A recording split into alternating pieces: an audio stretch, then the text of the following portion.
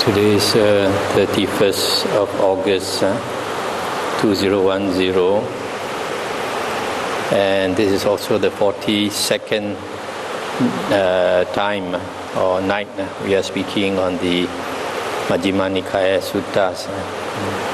Now we come to Sutta 103, Kinti Sutta. What do you think about me? Thus have I heard. On one occasion, the Blessed One was living at Kusinara in the grove of offerings. There he addressed the monks thus, "Monks, Noble Sir," they replied. The Blessed One said, "What do you think about me, monks? That the recluse Gotama teaches the Dhamma for the sake of robes, or that the recluse Gotama teaches the Dhamma for the sake of alms food, or that the recluse Gotama teaches the Dhamma for the sake of a resting place, or that the recluse Gotama teaches the Dhamma for the sake of some better state of being? We do not think thus about the Blessed One. The recluse Gotama teaches the Dhamma for the sake of robes, or for the sake of alms food, or for the sake of a resting place, or for the sake of some better state of being. So monks, you do not think thus about me. The recluse Gotama teaches the Dhamma for the sake of robes, or alms food, or resting place, or some better state of being. Then what do you think about me? Noble Sir, we think thus about the Blessed One. The Blessed One is compassionate and seeks our welfare. He teaches the Dhamma out of compassion. So monks, you think thus about me. The Blessed One is compassionate and seeks our welfare. He teaches the Dhamma out of compassion.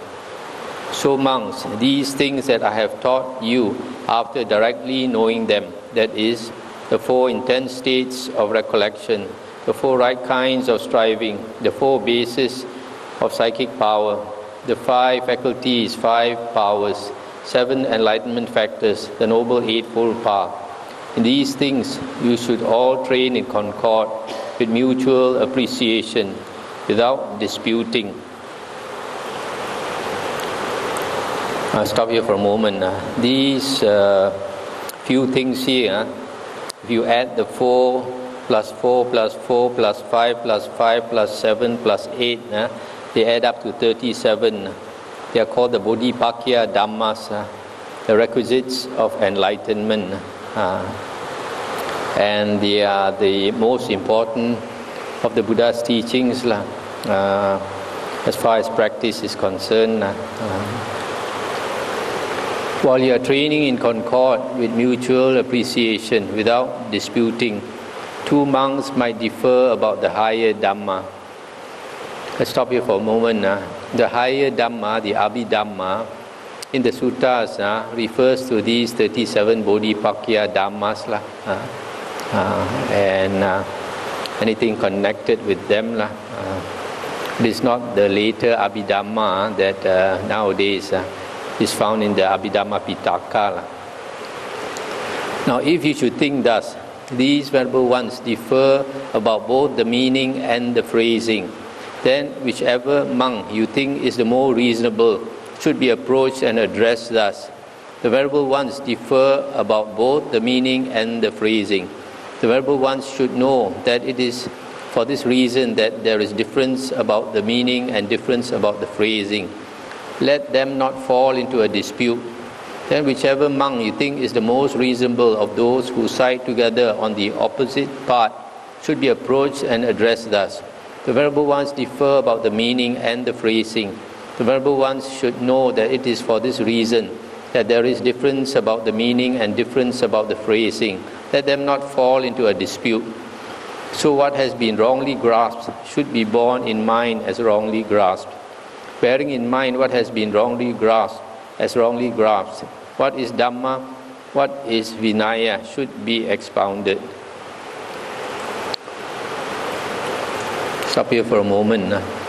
So here the Buddha says, suppose two monks have a difference of opinion about the higher Dhamma, the higher Dhamma of the Buddha, and they differ in the meaning and the phrasing. of the higher Dhamma, then there will be monks who cite one party, and there will be monks who cite the other party.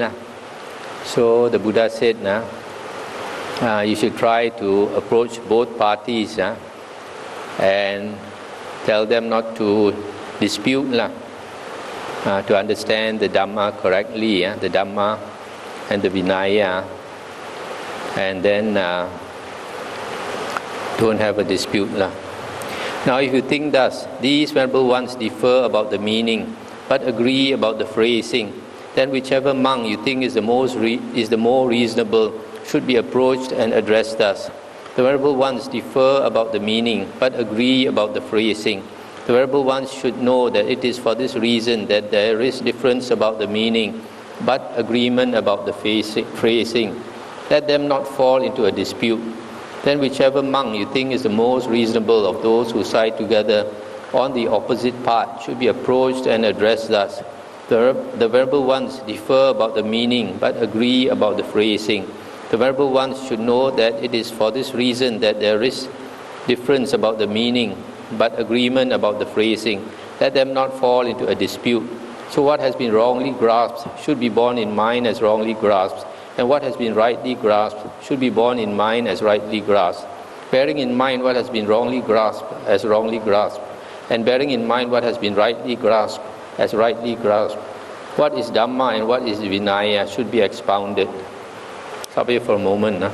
So again, here the second case is they differ about the meaning but agree about the phrasing. So the Buddha is asking any monk who can settle their differences should try to settle their differences. Don't let them fall into dispute. Because if the Sangha of monks dispute and they break into two Sanghas, it's a very serious thing. It's called a schism. And if a monk strives to create schism in the Sangha so that the Sangha splits into two Sanghas, then it is one of the very heavy offenses, karmic offenses that can bring him to hell. So that's why the Buddha says you should try to bring the monks together. Don't allow them to dispute. But before you can do that, the monk should be one who is very familiar with the Dhamma Vinaya, who knows the Dhamma Vinaya very well. Then only he can explain so that the two parties can agree, can accept what he says. Now if you think thus, these venerable ones agree about the meaning but differ about the phrasing, then whichever monk you think is the more reasonable should be approached and addressed thus. The venerable ones agree about the meaning but differ about the phrasing. The venerable ones should know that it is for this reason that there is agreement about the meaning but difference about the phrasing. But the phrasing is a mere trifle. Let the venerable ones not fall into a dispute over a mere trifle.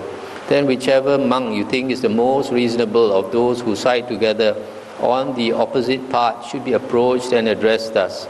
The venerable ones agree about the meaning but differ about the phrasing.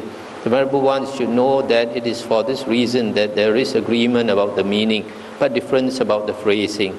But the phrasing is a mere trifle. Let the venerable ones not fall into a dispute over a mere trifle. So what has been rightly grasped should be borne in mind as rightly grasped, and what has been wrongly grasped should be borne in mind as wrongly grasped. Bearing in mind what has been rightly grasped as rightly grasped, and bearing in mind what has been wrongly grasped as wrongly grasped. What is Dhamma and what is Vinaya should be expounded. Now if you should think thus, these venerable ones agree about both the meaning and the phrasing, then whichever monk you think is the more reasonable should be approached and addressed thus. The venerable ones agree about both the meaning and the phrasing. The venerable ones should know that it is for this reason that there is agreement about both the meaning and the phrasing. Let the venerable ones not fall into a dispute. Then whichever monk you think is the most reasonable of those who side together on the opposite part should be approached and addressed thus. The venerable ones agree about both the meaning and the phrasing. The venerable ones should know that it is for this reason that there is agreement about both the meaning and the phrasing. Let the venerable ones not fall into a dispute. So what has been rightly grasped should be borne in mind as rightly grasped. bearing in mind what has been rightly grasped as rightly grasped. What is Dhamma, what is Vinaya should be expounded. While you are training in concord with mutual appreciation without disputing, some monk might commit an offense or a transgression. Now monks, you should not hurry to reprove him. Rather, the person should be examined thus: I shall not be troubled, and the other person will not be hurt. For the other person is not given to anger and revenge. He is not firmly attached to his view, and he relinquishes easily. And I can make that person emerge from the unwholesome and establish him in the wholesome. If such occurs to you, monks, it is proper to speak. Let's stop here for a moment. So, if a monk commits an offense, the Buddha says, don't be in a hurry to reprove him. You should examine the situation. Suppose on your part, you are not too much troubled, and the other person does not have too much anger, he is not too attached to his view, then it is proper to speak. Then it may occur to you, monks, I shall not be troubled, but the other person will be hurt, for the other person is given to anger and revenge. However, he is not firmly attached to his view, and he relinquishes easily, and I can make that person emerge from the unwholesome and establish him in the wholesome. It is a mere trifle that the other person will be hurt, but it is a much greater thing that I can make that person emerge from the unwholesome and establish him in the wholesome. If such occurs to you, monks, it is proper to speak. I'll stop here for a moment. So this second case, this person, he has some anger, but he's not too attached to his view, and it is possible to make him see what is wholesome and what is unwholesome. If you are able to convince him, then the Buddha says you should speak. Then it may occur to you, monks, I shall be troubled, but the other person will not be hurt, for the other person is not given to anger and revenge, though he is firmly attached to his view, and he relinquishes with difficulty. Yet I can make that person emerge from the unwholesome and establish him in the wholesome. It is a mere trifle that I should be troubled, but it is a much greater thing that I can make that person emerge from the unwholesome and establish him in the wholesome. If such occurs to you, monks, it is proper to speak. I'll stop here for a moment. So in this third case, this person he has a lot of anger. This person does not have anger, but he's firmly attached to his view. But it is possible to make him relinquish his view, but it will take a bit of trouble. And the Buddha says, if you can do that, then it's proper to speak. Then it may occur to you, monks, I shall be troubled, and the other person will be hurt, for the other person is given to anger and revenge, and he is firmly attached to his view, and he relinquishes with difficulty. Yet I can make that person emerge from the unwholesome and establish him in the wholesome.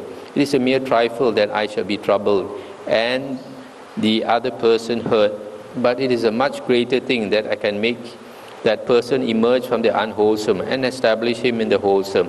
If such occurs to you, monks, it is proper to speak. I'll stop here for a moment. So in this case, it is difficult, but it is possible to make him see that he has done wrong, and make him come out from the unwholesome. So if it is possible, then again should speak. Then it may occur to you, monks, I shall be troubled, and the other person will be hurt, for the other person is given to anger and revenge, and he is firmly attached to his view, and he relinquishes with difficulty, and I cannot make that person emerge from the unwholesome and establish him in the wholesome. One should not underrate equanimity towards such a person. Stop here for a moment. So this last case, this person, it's not possible to make him change his mind. Then the Buddha says, then you should just abide equanimous. Don't try to talk to him.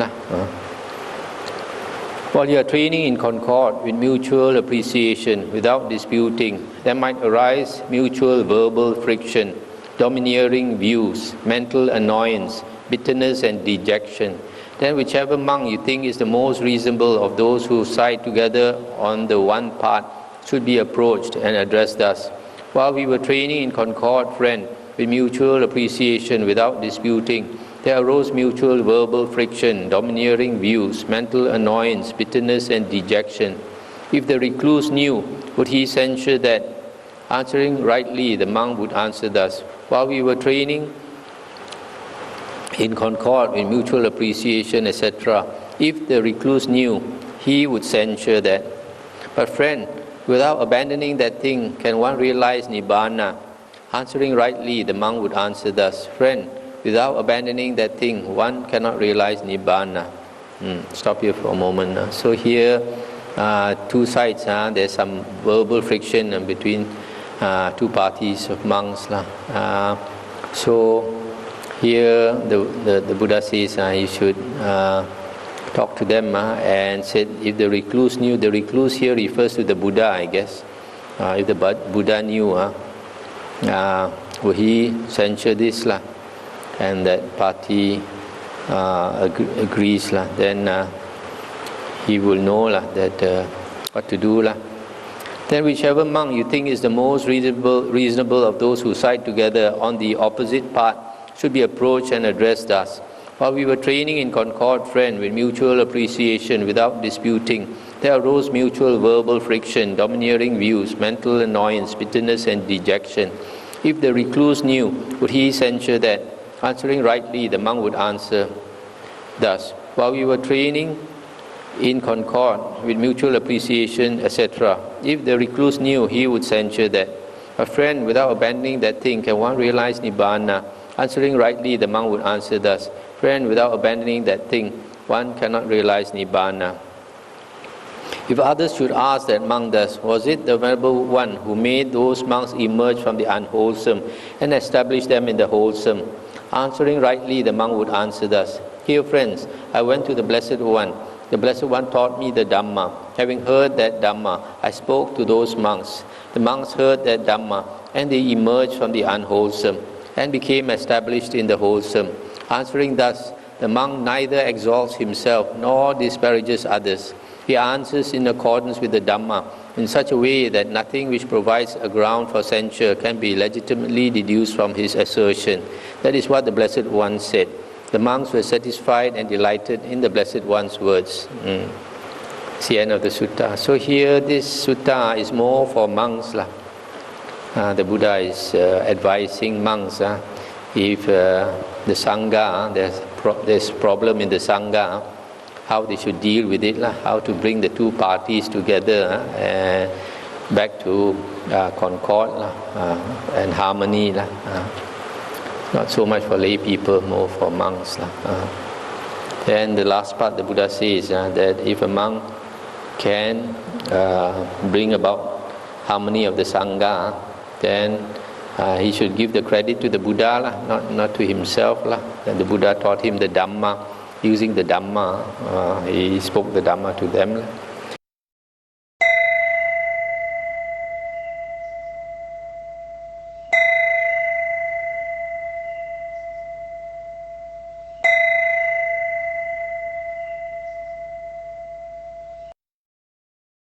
Now we come to the next sutta, 104, Samagama Sutta, at Samagama. Thus have I heard. On one occasion, the Blessed One was living in the Sakyan country at Samagama. Now on that occasion, the Niganta Nataputta had just died at Pava. On his death, the Nigantas divided, split into two, and they had taken to quarreling and brawling, and were deep in disputes, stabbing each other with verbal daggers. You do not understand this Dhamma Vinaya. I understand this Dhamma Vinaya. How could you understand this Dhamma Vinaya? Your way is wrong. My way is right. I am consistent. You are inconsistent. What should have been said first, you said last. What should have been said last, you said first. What you had so carefully thought up has been turned inside out. Your assertion has been shown up. You are refuted. Go and learn better, or disentangle yourself if you can. It seemed as if there were nothing but slaughter among the Niganta Nataputta's pupils, and his white cloth lay disciples were disgusted, dismayed, and disappointed with the Niganta Nataputta's pupils, as they were with his badly proclaimed and badly expounded Dhamma Vinaya, which was unemancipating, unconducive to peace, expounded by one not fully enlightened, and was now with its shrine broken, left without a refuge. Then the novice Chunda, who had spent the rains at Pava, went to the Venerable Ananda, and after paying homage to him, he sat down at one side and told him what was taking place. The Venerable Ananda then said to the novice Chunda, "Friend Chunda, this is news that should be told to the Blessed One. Come, let us approach the Blessed One and tell him this." "Yes, Venerable Sir," the novice Chunda replied. Then the Venerable Ananda and the novice Chunda went together to the Blessed One. After paying homage to him, they sat down at one side. And the Venerable Ananda said to the Blessed One, "This novice Chunda, Venerable Sir, says thus, Venerable Sir, the Niganta Nataputta has just died. On his death, the Nigantas divided, split into two, etc., and is now with his shrine broken, left without a refuge. I thought, Venerable Sir, let no dispute arise in the Sangha when the Blessed One has gone. For such a dispute would be to the harm and unhappiness of many, for the loss, harm, and suffering of gods and humans." And the Buddha said, "What do you think, Ananda? These things that I have taught you after directly knowing them, that is, the four intense states of recollection, the four right kinds of striving, the four bases for psychic power, the five faculties, five powers, seven enlightenment factors, noble eightfold path. Do you see, Ananda, even two monks who make differing assertions about these things?" "No, Venerable Sir, I do not see even two monks who make differing assertions about these things. But Venerable Sir, there are people who live deferential towards the Blessed One, who might, when he has gone, create a dispute in the Sangha about livelihood and about the Patimokkha.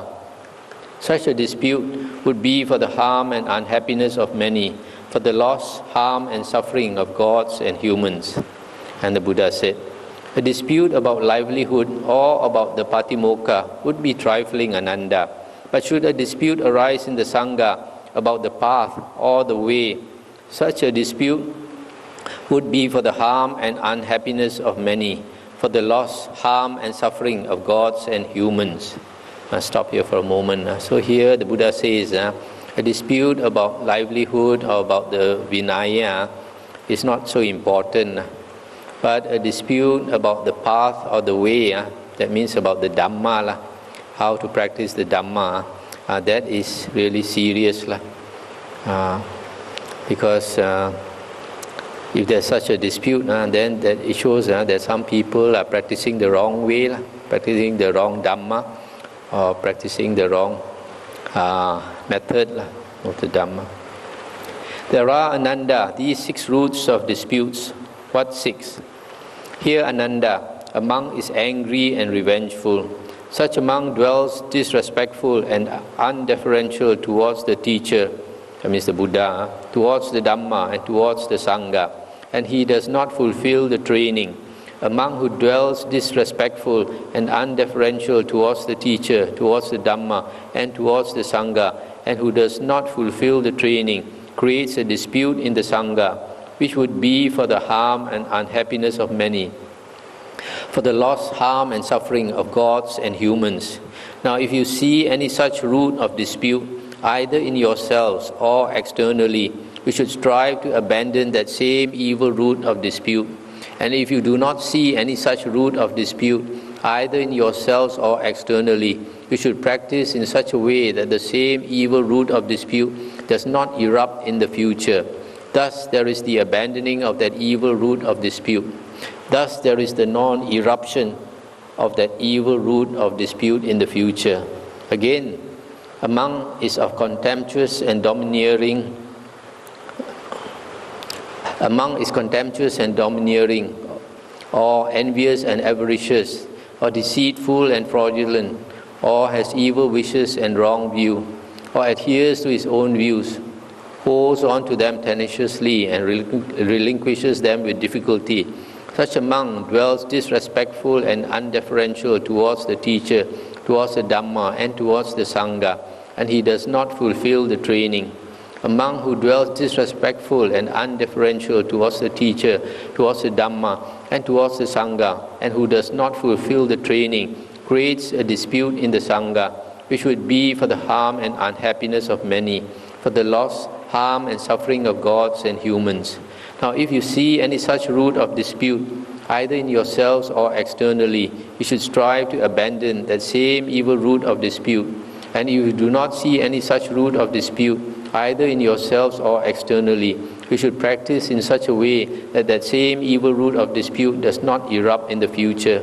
Thus there is the abandoning of that evil root of dispute. Thus there is the non-eruption of that evil root of dispute in the future. These are the 6 roots of dispute. Stop here for a moment. So here the Buddha is saying that the cause of monks having disputes is due to a few types of monks. One is angry and revengeful type of monk. Another one is contemptuous and domineering. Another one is envious and avaricious. Another one is deceitful and fraudulent. Another one has evil wishes and wrong views. Another one adheres to his own views. So all these type of monks, they cause problem for the Sangha. If a person attains right view, then his ego reduces and he doesn't have these evil, the roots of dispute, all these qualities, these evil qualities. So the Buddha is saying, if you see in yourself or in other monks such evil qualities, you should try to abandon. Nanda, there are these 4 kinds of litigation. What for? Litigation because of a dispute, litigation because of an accusation, litigation because of an offense, and litigation concerning proceedings. These are the 4 kinds of litigation. Stop here for a moment. This litigation in Pali is adhikarana.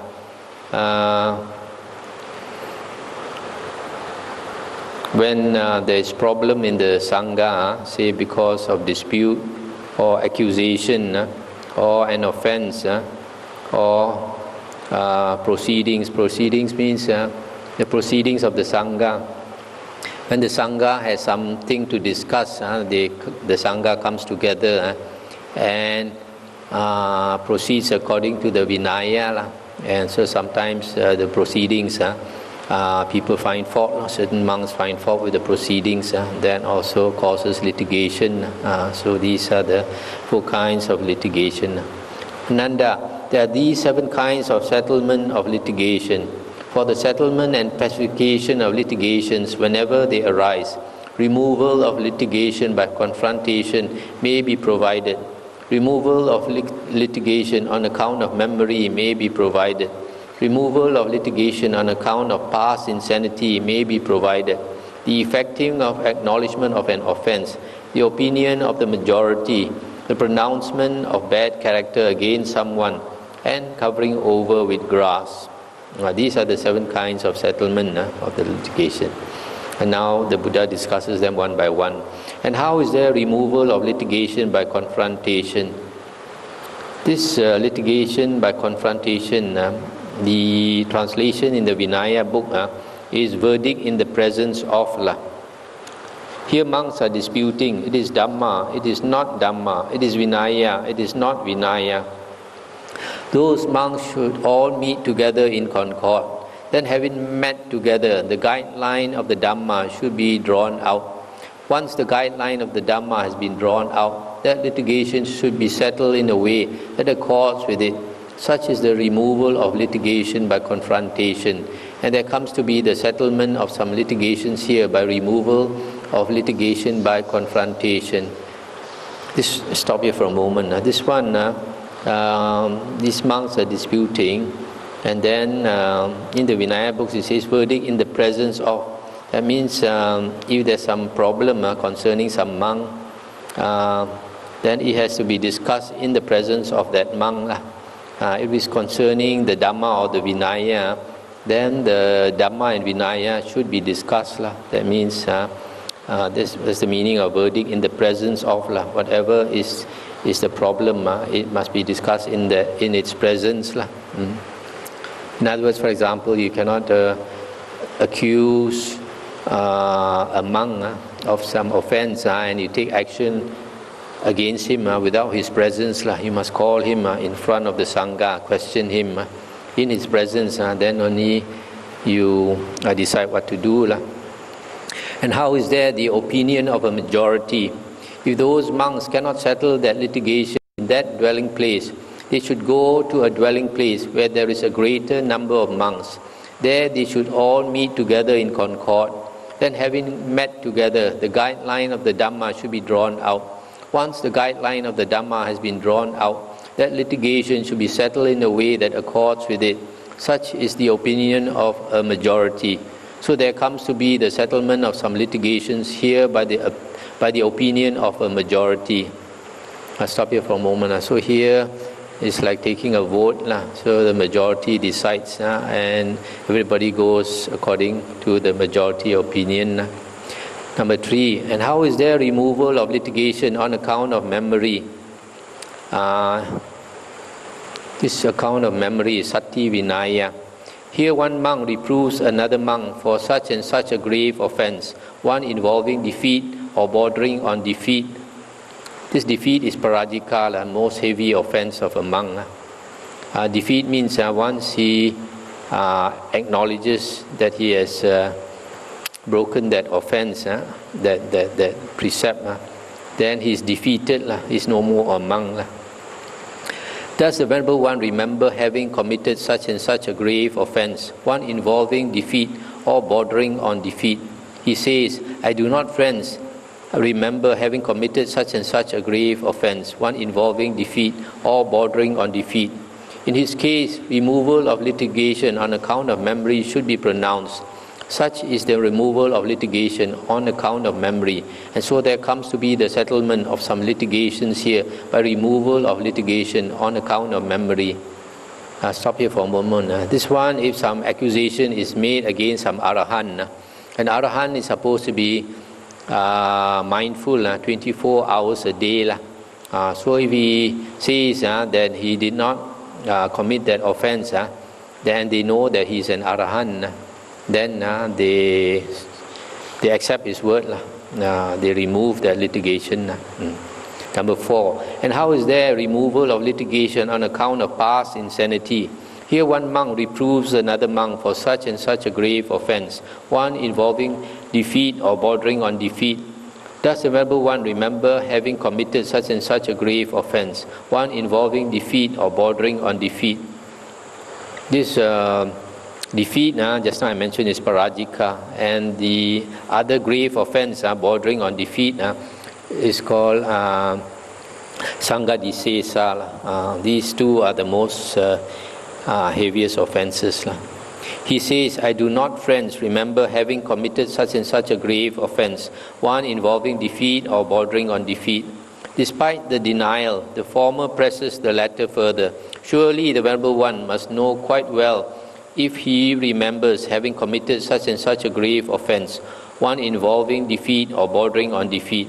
He says, I had gone mad, friend, I was out of my mind, and when I was mad, I said and did many things improper for a recluse. I do not remember, I was mad when I did that. In his case, removal of litigation on account of past insanity should be pronounced. Such is the removal of litigation on account of past insanity. And so there comes to be the settlement of some litigations here by removal of litigation on account of past insanity. So this one, if a monk, he has a mental problem and because of insanity, he does something wrong, and they accept that at that time he was mentally deranged, then they accept it and settle the litigation. Number 5, and how is there the effecting of acknowledgement of an offense? Here a monk, whether reproved or unreproved, remembers an offense, reveals it and discloses it. He should go to a senior monk, and after arranging his robe on one shoulder, he should pay homage at his feet. Then sitting on his knees, he should raise his palms together and say, Venerable Sir, I have committed such and such an offense, I confess it. The other says, do you see? Yes, I see. Will you practice restraint in the future? I will practice restraint in the future. Such is the effecting of acknowledgement of an offense. And so there comes to be the settlement of some litigations here by the effecting of acknowledgement of an offense. Stop here for a moment. So here a monk If he has committed some minor offense, he confesses it to another monk, and then it is accepted, then that case is settled. Number 6. And how is there the pronouncement of bad character against someone? Here one monk reproves another for such and such a grave offense, one involving defeat or bordering on defeat. Does the Venerable One remember having committed such and such a grave offense, one involving defeat or bordering on defeat? He says, I do not, friends, remember having committed such and such a grave offense, one involving defeat or bordering on defeat. Despite the denial, the former presses the latter further. Surely the Venerable One must know quite well if he remembers having committed such and such a grave offense, one involving defeat or bordering on defeat. He says, I do not, friends, remember having committed such and such a grave offense, one involving defeat or bordering on defeat. But friends, I remember having committed such and such a minor offense. Despite the denial, the former presses the latter further. Surely the Venerable One must know quite well if he remembers having committed such and such a grave offense, one involving defeat or bordering on defeat. He says, friends, when not asked, I acknowledge having committed this minor offense. So when asked, why shouldn't I acknowledge having committed such and such a grave offense, one involving defeat or bordering on defeat? The other says, friend, if you had not been asked, you would not have acknowledged committing this minor offense. So why, when asked, would you acknowledge having committed such and such a grave offense, one involving defeat or bordering on defeat? Surely the Venerable One must know quite well if he remembers having committed such and such a grave offense, one involving defeat or bordering on defeat. He says, I remember, friends, having committed such and such a grave offense, one involving defeat or bordering on defeat. I was hurried, I was confused when I said that I did not remember having committed such and such a grave offense, one involving defeat or bordering on defeat. Such is the pronouncement of bad character against someone. So there comes to be the settlement of some litigations here by the pronouncement of bad character against someone. And how is there covering over with grass? Here, when monks have taken to quarreling and brawling and are deep in disputes, they may have said and done many things improper for a recluse. Those monks should all meet together in concord. When they have met together, a wise monk among the monks who side together on the one part should rise from his seat, and after arranging his robe on one shoulder, he should raise his hands, palms together, and call for the enactment of the Sangha thus, let the Venerable Sangha hear me. When we took to quarreling and brawling and were deep in disputes, we said and did many things improper for a recluse. If it is approved by the Sangha, then for the good of these Venerable Ones, and for my own good, in the midst of the Sangha I shall confess, by the method of covering over with grass, any offences of these Venerable Ones, and any offences of my own, except for those which call for serious censure, and those connected with the laity. Then a wise monk among the monks who side together on the other part should rise from his seat, and after arranging his robe on one shoulder, he should raise his hands, palms together, and call for an enactment of the Sangha thus, let the Venerable Sangha hear me. When we took to quarreling and brawling and were deep in disputes, we said and did many things improper for a recluse. If it is approved by the Sangha, then for the good of these Venerable Ones, and for my own good, in the midst of the Sangha I shall confess, by the method of covering over with grass, any offences of these Venerable Ones, and any offences of my own, except for those which call for serious censure, and those connected with the laity. Such is the covering over with grass. And so there comes to be the settlement of some litigations here by the covering over with grass. Stop here for a moment. This last one is sometimes the Sangha, they split into two camps and they quarrel for a long time. After a long time, they decide that it's no point to continue quarreling, so they decide to make up. So when they decide to make up, they get one monk to represent each side. And this monk confesses on behalf of the monks he represents, and both sides agree to cover the whole problem over, just like covering over with grass. Just just settle everything. Ananda, there are 6 memorable qualities that create love and respect and conduce to helpfulness, to non-dispute, to concord, and to unity. What are the 6? Here a monk maintains bodily acts of loving kindness, both in public and in private, towards his companions in the holy life. This is a memorable quality that creates love and respect and conduces to helpfulness, to non-dispute, to concord, and to unity. Again, a monk maintains verbal acts of loving kindness, both in public and in private, towards his companions in the holy life. This is a memorable quality that creates love and respect and conduces to unity. Again, a monk maintains mental acts of loving kindness, both in public and in private, towards his companions in the holy life. This is a memorable quality that creates love and respect and conduces to unity. Again, a monk enjoys things in common with his virtuous companions in the holy life. Without making reservations, he shares with them any gain of a kind that accords with the Dhamma and has been obtained in a way that accords with the Dhamma, including even what is in his bowl. This is a memorable quality that creates love and respect and conduces to unity. Again, a monk dwells both in public and in private, possessing in common with his companions in the holy life those virtues that are unbroken, untorn, unblotched, unmottled, liberating, commended by the wise, not misapprehended, and conducive to concentration. This too is a memorable quality that creates love and respect and conduces to unity.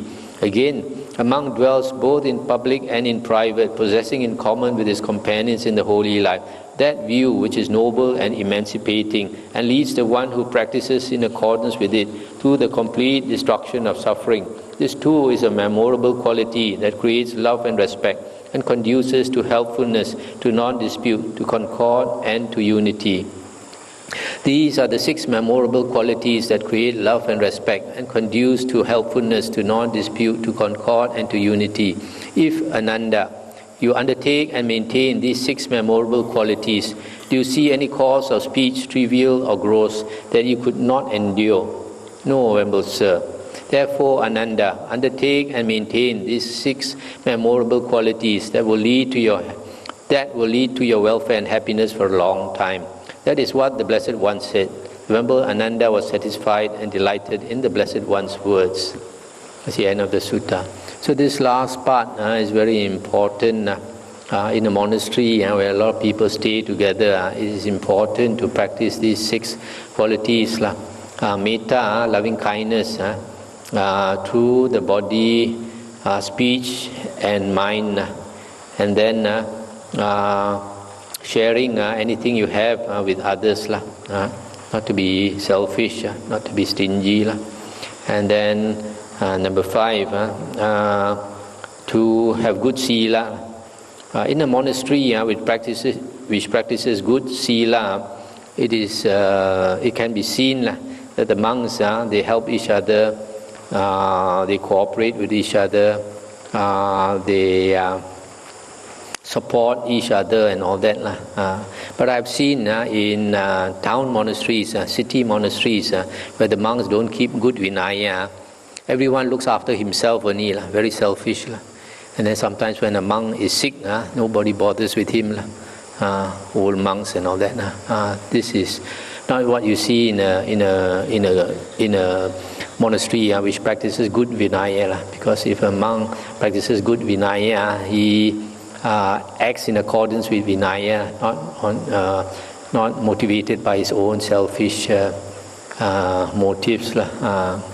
Also, this one, right view. When a person understands the Dhamma and has right view, ardent right view, then the ego reduces a lot. So that also is very important for harmony. When your ego goes down, your anger also goes down. So it's very helpful for harmony and concord. So these 2 things, right view and having good sila, is very important. So these 6 qualities, when people stay together, especially in a monastery, we come from different backgrounds, it is important to practice them. So this is another sutta that has a lot to do with monks' lives,